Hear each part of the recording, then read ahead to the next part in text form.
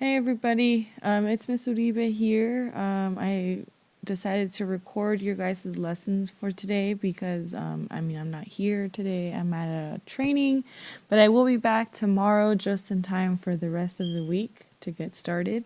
And so just a reminder, today is Tuesday, and so on Friday, your guys' progress reports are due for me, your guys' grades. And a lot of you guys still owe me the vocabulary assignment from last Friday, as well as the Declaration of Independence reading and questions from yesterday, which are here. Okay, so all that is still posted. Please go online and answer them. I only got 4 turned in. If I don't get any more, that's on you guys. But for today, this is your guys' warm up. So in a half-page response, I want you guys to answer the following.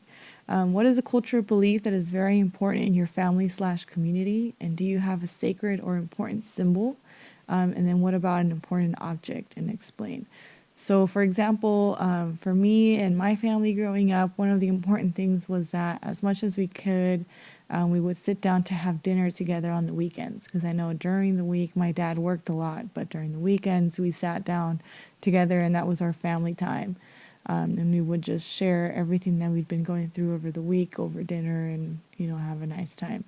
And the sacred or important object for us would be like the rosary, because I grew up Catholic and religion was a very important part of my upbringing. And so that rosary was pretty important, and people would use it to pray all the time, and it was the center of our life.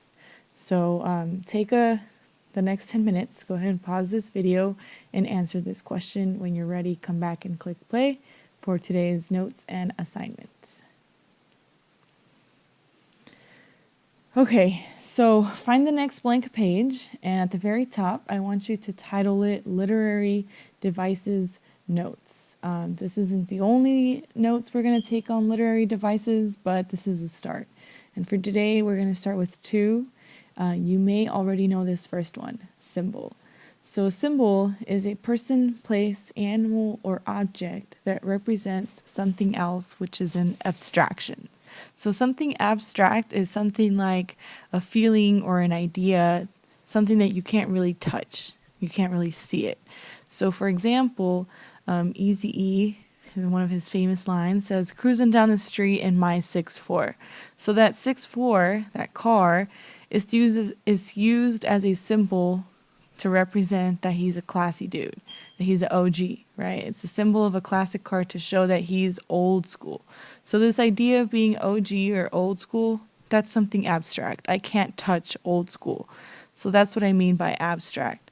So things like a flag to represent freedom, or the symbol of a heart to represent love, or a dove to represent peace, those kinds of things. And then the next one that I want you guys to copy down is a political document, which is something that defines the structure and practices of a political organization. So for example, the Declaration of Independence that you all read yesterday, or not, that's a political document that tells us the foundation of our country. And then the next 2 things that we're going to be reading, so the Iroquois Constitution and the U.S. Constitution, are both political documents. And I believe we're going to be able to go through the Black Lives Matter 13 founding ideas. Those are all political documents as well.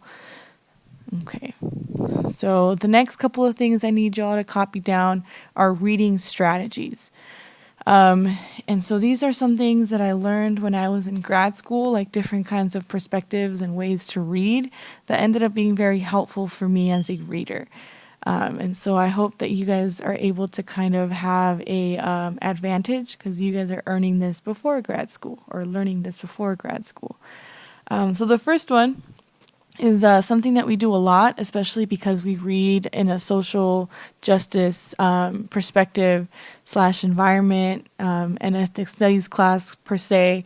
So that one would be your social / historical perspective, which is viewing or reading literature as it reflects issues in society at the time that it was written. So we look at, the history of when whatever it is that we're reading, when that was written, what was going on, and why does it matter? How is it that that author is portraying society at that time?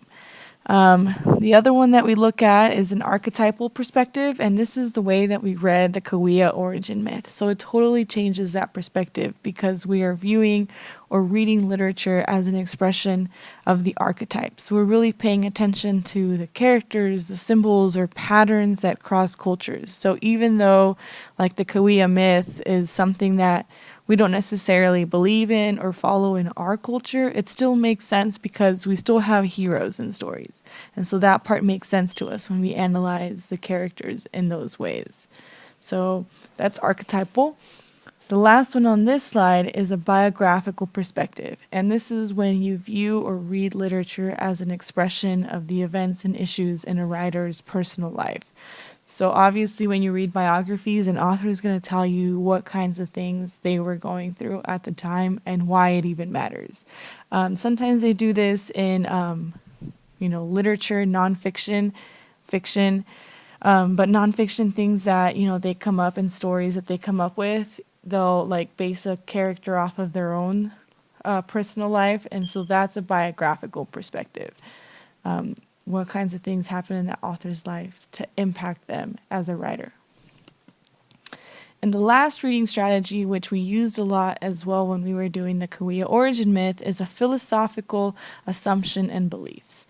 So this is the study of the fundamental nature of knowledge, reality, and existence, especially when we are looking at something academic.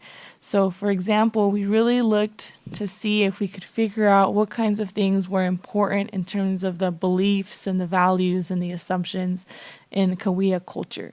Even though many of us, myself included, we don't really know too much about Kaweah people, I think we walked away knowing that they value, things like nature or things like taking your time and being very, paying a lot of attention to detail.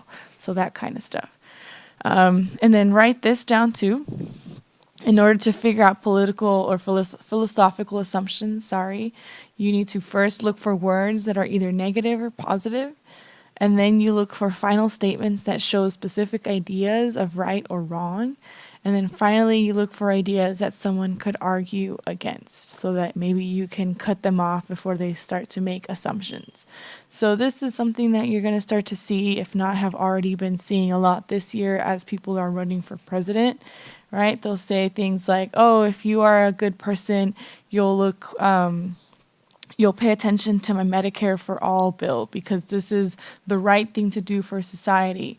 And then why would you ever, want to not have Medicare for little babies who, need it the most, or people who live in poverty? We all need to have access to a good lifestyle. So that's kind of like your step 1, 2, and 3 in terms of figuring out someone's philosophical assumptions and beliefs. Okay, so once you have those notes written down, it's not a lot, you are going to watch this 5-minute long video, which I will also post on the Google Classroom. You're going to watch it and you're going to answer these 3 questions. So I want you to do about 3 sentences for each. The first one is, what 5 nations were involved in the new Confederacy? Number 2, what did the Kanawita do to promote peace in their land?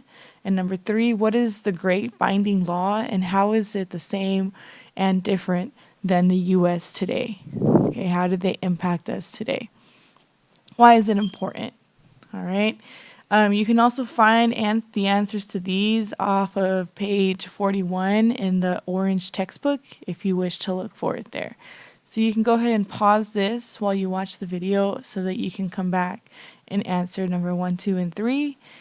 And then one more thing for you guys to do today. When you are done with that, you're going to visit this website, which I also posted a link of in Google Classroom, and it looks like this. So you're going to scroll down. You're going to scroll down and you're going to watch this 2.5-minute long video right here on wampum shells and wampum belts. So the title for this is that I want you to focus on wampum, and I want you to answer these 3 questions again in about 3 sentences or so. So what is the importance of wampum for the Wampanoag Nation? according to our guide Marcus here. And then what are the steps for creating these shells and belts? And what role do you think, and this is your opinion, what role do you think these will have in the Iroquois Constitution that we are about to read in this class? So once you finish all these things, you are done for today's assignment. There will be a quiz this week. I'm not going to tell you what day, but there will be a quiz this week, and all this is going to be on it. So you're going to want to make sure that you are actually doing the notes for today and these reflective assignments. I'm also grading them before your guys' progress reports. And so again, a lot of us aren't doing too hot up in here, so make sure that you are paying attention to this assignment as well as any other assignments that you still have to do, whether it be the Declaration of Independence assignment, I can't go to it right now, or the vocabulary that you guys were supposed to have done based off of the vocab on page 40. And both of those assignments, as well as obviously this one, are on Google Classroom. So stay on task. You don't have room to slack off today. And make sure you guys are getting stuff turned in so that I can also give out VV Bucks on PBIS rewards so that you guys can get goodies from me when I come back tomorrow. All right, y'all. Be good, do work, and I'll see y'all soon. Bye.